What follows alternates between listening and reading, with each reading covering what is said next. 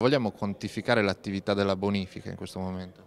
Sì, noi oggi abbiamo presentato dei numeri molto importanti perché siamo partiti da quello che abbiamo fatto in questi 5 anni, un grande lavoro che esce da una forte riorganizzazione dove abbiamo anche dovuto però subire i cambiamenti climatici così vistosi oramai, dove ogni anno a susseguirsi dal 2010, 11, 12, 13 fino ad arrivare ad oggi di avversità atmosferiche che hanno messo in crisi e in ginocchio il nostro territorio. Allora la reazione nostra è stata quella di presentare comunque in maniera ufficiale il nostro fare, quello che tutti i giorni ci contraddistingue. Allora noi oggi abbiamo in cantiere 130 cantieri aperti, scusate, e 237 milioni di euro di investimenti che sono progetti cantierabili e in fase di ultimazione.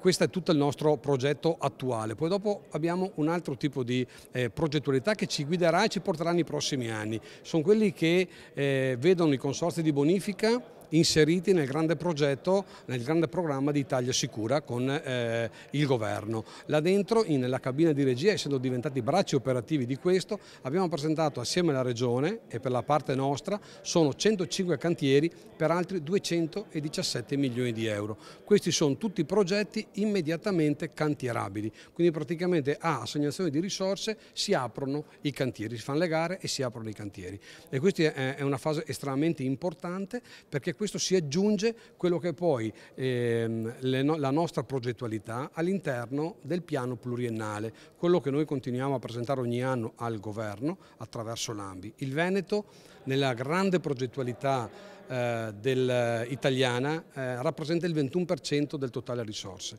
sono 1 miliardo e 700 milioni di euro per 684 progetti circa.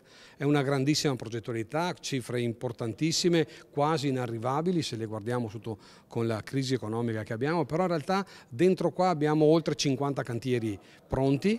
Abbiamo 230 opere che sono in fase preliminare, quindi abbiamo una progettualità pronta a risorse assegnate e questo fa dei consorzi la struttura oggi più efficiente da un punto di vista operativo, che può anche usufruire delle risorse finanziarie del governo attraverso Italia Sicura e della Regione attraverso i piani pluriennali che abbiamo presentato. Quindi i consorzi sono pronti a governare il futuro idraulico del territorio del Veneto.